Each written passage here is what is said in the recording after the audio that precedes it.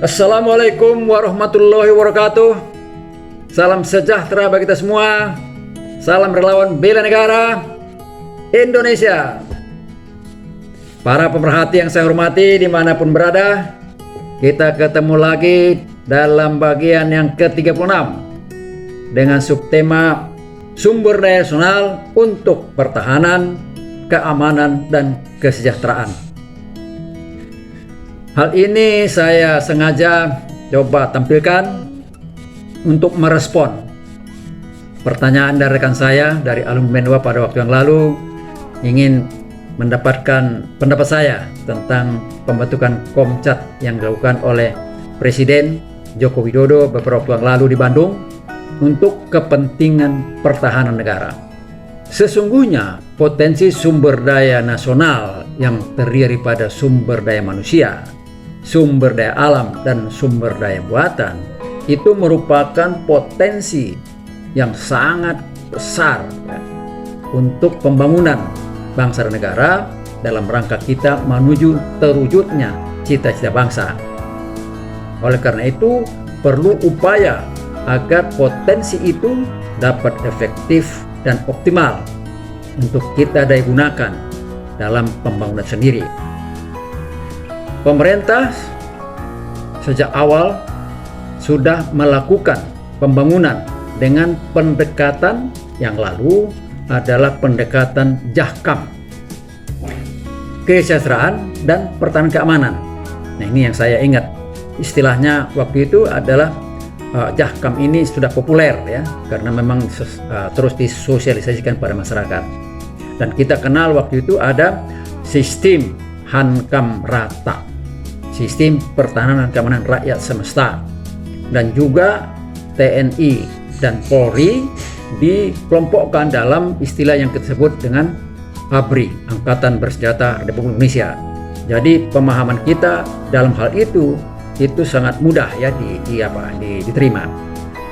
Namun setelah amandemen itu ada perubahan pemahaman tentang pertahanan, keamanan, dan kesejahteraan, yaitu sepertinya pembangunan kita ini sekarang terpilah ya dengan 3 pendekatan, yaitu pendekatan pertahanan, pendekatan keamanan, dan pendekatan kesejahteraan. Nah, hal ini saya kira sangat mendasar kalau kita perhatikan adanya satu perubahan dalam diktum bela negara yang saya sudah jelaskan pada waktu yang lalu, pindah dari bab 12 ke bab 10 ya, pindah dari bab 12 tentang pertahanan dan keamanan negara ke bab 10 tentang kewarganegaraan penduduk. Sementara di pasal 30 itu terjadi perubahan kalimat. Seperti misalnya kita lihat ya, mulai dari pasal 1 menyebutkan bahwa tiap warga negara mempunyai hak dan kewajiban ikut serta dalam pertahanan dan keamanan. Jelas di situ disebut pertahanan dan keamanan negara. Yang kedua, dijelaskan bahwa usaha pertahanan dan keamanan negara dilaksanakan melalui sistem pertahanan dan keamanan rakyat semesta atau SIS-Hankam Rata, di mana TNI dan kepolisian negara sebagai kekuatan utama dan rakyat sebagai kekuatan pendukung. Yang ketiga, TNI yang terdiri dari Angkatan Darat, Angkatan Laut, dan Angkatan Udara sebagai alat negara bertugas mempertahankan, melindungi, dan memelihara keutuhan dan kedaulatan negara. Kemudian keempat, kepolisian negara sebagai alat negara yang menjaga keamanan dan ketertiban masyarakat, bertugas melindungi, mengayomi, melayani masyarakat, serta menegakkan hukum. Jadi jelas terlihat di sini bahwa masing-masing TNI maupun Polri itu adalah alat negara, tetapi mempunyai fungsi dan tugas yang berbeda. Nah, sehingga ini tentu berdampak terhadap program maupun payung hukum yang melindungi. Menyimak atas beberapa ketentuan perubahan tersebut menegaskan bahwa ada pemisahan pengertian sistem dan struktur antara pertahanan dan keamanan negara, serta terkait erat dengan potensi pendayagunaan sumber daya nasional yang meliputi sumber daya manusia, sumber daya alam, dan sumber daya buatan. Dalam kaitan ini, pemerintah bersama DPR tentu sudah mengeluarkan undang-undang yang terkait dengan pengelolaan sumber daya nasional untuk pertahanan negara, yakni Undang-Undang Nomor 23 tentang pengelolaan sumber daya nasional untuk pertahanan negara, yang bertujuan untuk mentransformasikan sumber daya manusia, sumber daya alam, dan sumber daya buatan, serta sarana dan prasarana nasional menjadi kekuatan pertahanan negara yang siap digunakan untuk kepentingan pertahanan negara dalam rangka mengantisipasi dan mengatasi berbagai bentuk ancaman militer, non-militer, dan juga ancaman hibrida. Ya. Sebagai realisasi daripada undang-undang tersebut, disitulah kita lihat salah satu yang sudah dilakukan adalah membentuk komponen cadangan yang kita kenal dengan istilah Komcat sekarang yang sudah populer ya, yang sudah dikukuhkan, dilantik oleh Presiden Joko Widodo pada tanggal 7 Oktober tahun 1921 sebanyak 3.103 orang di Pusat Pendidikan dan Latihan Pasukan Khusus Jawa Barat. Dalam kesempatan itu, Presiden memberikan kata sambutan atau pidato ya, yang perlu kita simak dan pahami sehingga kita bisa dapat punya pendapat yang sama tentang Komcat ini. Antara lain, Bapak Presiden mengatakan, pertama, komponen cadangan hanya digunakan untuk kepentingan pertahanan negara dan tidak boleh melakukan kegiatan secara sendiri. Saya kira paham kita ini, jelas ini. Yang kedua, komponen cadangan tidak boleh digunakan untuk yang lain kecuali kepentingan pertahanan dan kepentingan negara. Kemudian yang ketiga, masa aktif komponen cadangan tidak setiap hari. Setelah ditetapkan atau dikukuhkan, anggota komponen cadangan kembali ke profesi masing-masing dan beraktivitas seperti biasa. Kemudian yang keempat, ya, Presiden menegaskan bahwa masa aktif komponen cadangan hanya pada saat mengikuti latihan dan mobilisasi, namun harus selalu siaga jika dipanggil negara. Catatan yang terakhir dapat kita simak di situ bahwa komponen cadangan dikerahkan apabila negara dalam keadaan darurat militer atau keadaan perang dan dimobilisasi oleh Presiden dengan persetujuan DPR yang komando dan kendalinya berada di Panglima TNI. Dalam kaitan inilah barangkali pertanyaan rekan saya tadi disampaikan kepada saya, bagaimana peran daripada warga sipil ya secara keseluruhan ikut serta dalam pembelaan negara dalam keadaan damai atau dalam keadaan perang. Tentu akan berbeda ya. Yang jelas kalau tadi Komcat itu dikhususkan kepada waktu masa perang darurat militer. Nah, bagaimana kita ini melaksanakan hak dan kewajiban bela negara ini dalam keadaan damai seperti sekarang ini misalnya? Tentu ini ada kaitannya dengan bidang keamanan dan juga bidang kesejahteraan.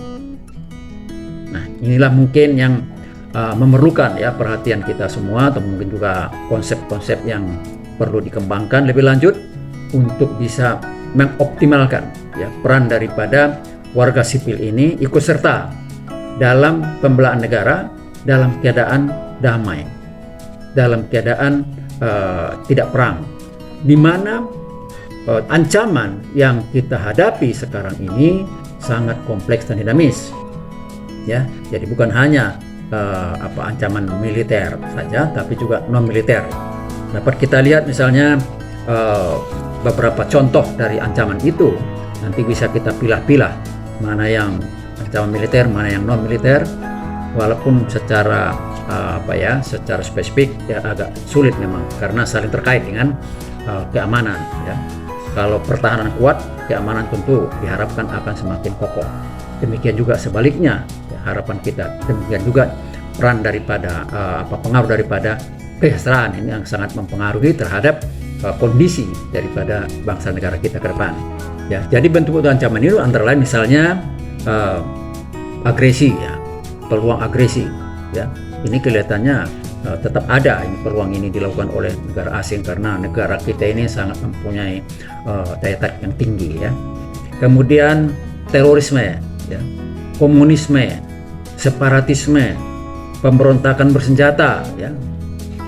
Masih ada yang ingin merdeka misalnya. Bencana alam, ini rutin nih kita hadapi ini.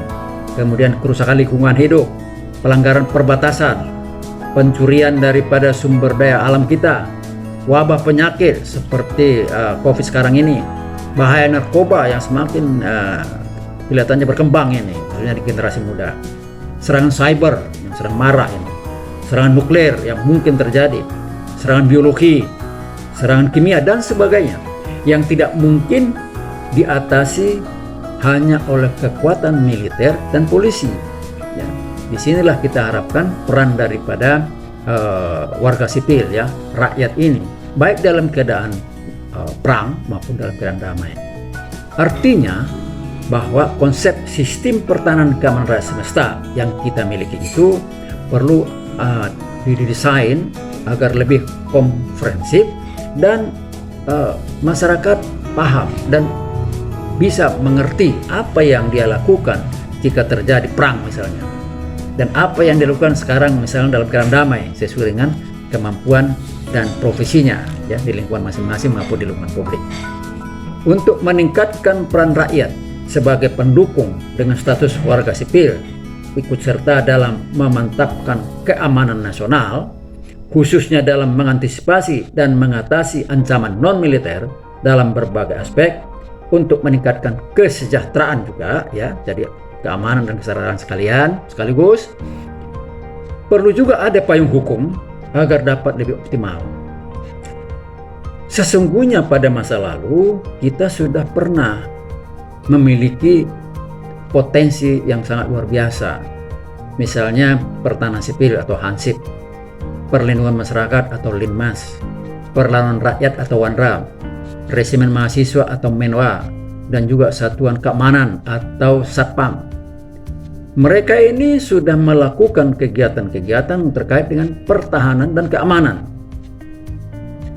Oleh karena itu, karena tadi ada perbedaan-perbedaan dalam tugas maupun fungsi saat ini dikaitkan dengan pengertian pertahanan, keamanan, kesejahteraan, maka perlu dilakukan penataan ulang agar potensi ini tidak hilang atau tidak berperan, tidak berfungsi, padahal ini adalah suatu potensi yang luar biasa yang perlu digunakan kembali.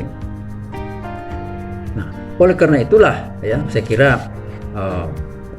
payung hukum untuk kelompok ini juga perlu dirancang agar bisa berdaya guna baik untuk keadaan darurat, militer, perang ataupun dalam keadaan damai, baik untuk pertahanan maupun untuk keamanan dan juga untuk kesejahteraan rakyat. Jadi kalau kita mengacu kepada konsep sistem pertahanan dan keamanan rakyat semesta, perlu ada satu rancangan konsep yang lebih detail, yaitu sistem pertahanan rakyat semesta dan sistem keamanan rakyat semesta, ya. Kelihatannya seperti itu, ya. Saya kurang tahu apakah ini rancangan sudah ada, tapi untuk bisa, ya, menempatkan diri setiap warga negara dalam rangka bela negara itu harus ada payung hukum yang terkait langsung dengan sistem itu, sehingga kalau ada misalnya perang, ya, apa yang saya lakukan? Saya bukan komcat misalnya, ya, saya bukan pendukung yang diorganisir, tapi saya rakyat sendiri, rakyat biasa, apa yang saya lakukan? Demikian juga dalam keadaan damai seperti ini, ya, saya adalah warga negara yang mempunyai kemampuan, ya, untuk bela negara, apa yang saya lakukan? Jadi dari situ barangkali ada penuntun lah, pedoman kita untuk berbuat optimal dalam rangka ikut serta pembelaan negara. Dalam rangka penataan potensi sipil yang sudah ada tadi, termasuk juga potensi yang lainnya, untuk dapat secara optimal ikut serta memperkokoh ketahanan nasional, untuk memperkokoh pertahanan negara, dan juga untuk memantapkan keamanan nasional baik dalam masa perang maupun damai. Saya menyampaikan beberapa pendapat, barangkali ada manfaatnya untuk bisa menjadi masukan dalam rangka mengembangkan potensi ini menjadi lebih aktif. Yakni pertama, pengelolaan potensi sumber daya nasional sebagai kekuatan pembangunan melalui 3 pendekatan, yakni pendekatan pertahanan, kemudian pendekatan keamanan, dan juga pendekatan kesejahteraan rakyat. Ya, dan ini bisa diharapkan berfungsi sesuai dengan struktur pemerintahan yang ada, sehingga ada konektivitas antara pembinaan ini dengan pendekatan 3 pendekatan ini.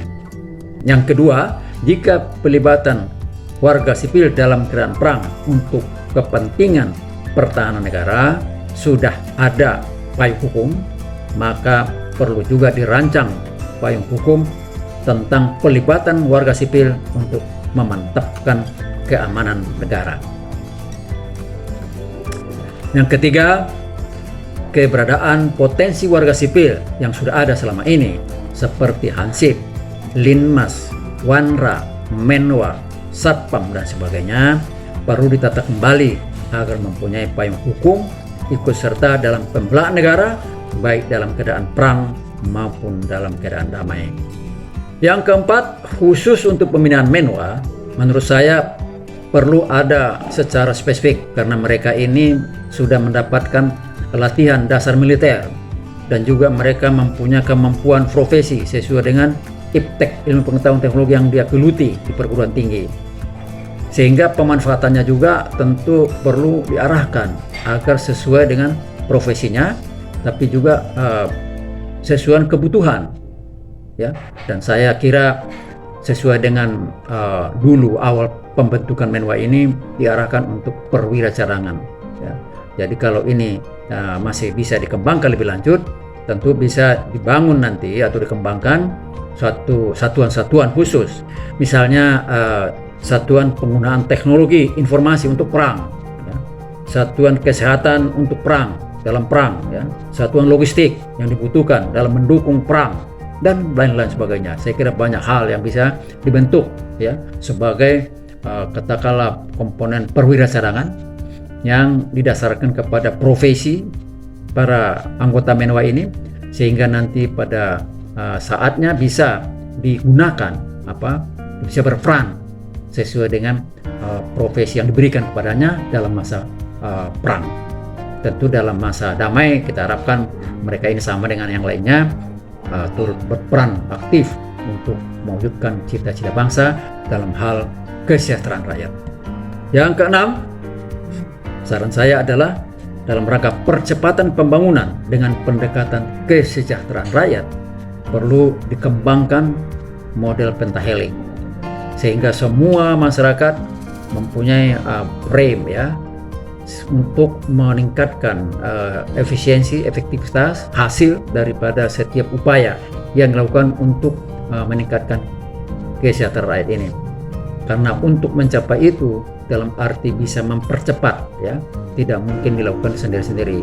Harus ada integrasi, harus ada sinergi antar berbagai komponen, ya, antar berbagai fungsi, antar berbagai profesi, sehingga bisa efektif ke depan. Nah, ini sekarang sudah mulai memang dikembangkan oleh pemerintah, tapi perlu ada satu sosialisasi dan juga model-model yang bisa dilihat, ya, sebagai acuan daripada masyarakat. Bagaimana misalnya ikut serta dalam tertib lalu lintas, itu kan bela negara, ya, ini perlu dikembangkan. Bagaimana kita ini posisinya di dalam lalu lintas ini, terus bagaimana dalam lingkungan hidup, bagaimana dengan ketahanan pangan dan sebagainya, ya. Yang jelas harus ada suatu sistem kebersamaan, harus meninggalkan egoisme individual, egoisme sektoral, ya. Harapannya seperti itu, ya. Barangkali ini bisa menjadi masukan agar pencapaian apa yang kita harapkan dalam rangka meningkatkan, ya, kesan rakyat bisa lebih cepat. Demikianlah sekilas apa yang bisa saya sampaikan untuk menanggapi pertanyaan rekan saya dari alumni Menwa ini. Kemudian juga barangkali ada manfaatnya ini buat masyarakat, sehingga kita bisa mendorong agar pemanfaatan, pengelolaan sumber daya nasional ini untuk memantapkan, untuk memperkokoh pertahanan negara, memantapkan keamanan negara, dan juga meningkatkan kesejahteraan rakyat dapat kita kembangkan lebih lanjut, lebih dinamis, sehingga berdaya guna secara optimal. Sehingga apa yang kita harapkan ke depan ini, terutama masa emas ya, Indonesia emas 2045 dapat kita capai. Kira demikian ya. Terima kasih atas perhatiannya. Semoga bermanfaat. Salam relawan bela negara Indonesia. Wassalamualaikum warahmatullahi wabarakatuh.